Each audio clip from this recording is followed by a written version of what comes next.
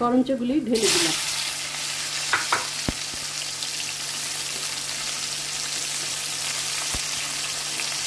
লবণ হাফ চা চামচ পরিমাণ দিয়ে নিলাম।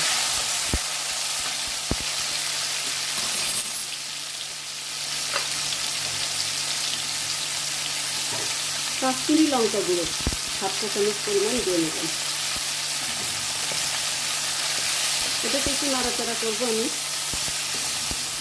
কুসারের গুড় দিয়ে রান্না করবো, আচারটা তৈরি করবো কুসারের গুড় দিয়ে। এটাও চুলোর পরে হালকা আঁচে আমি রেখে দিচ্ছি। এর মাঝে আমি মশলাগুলি গুঁড়ো করে নিই। আর আচারটা হবে আমার টক ঝাল মিষ্টি আচার।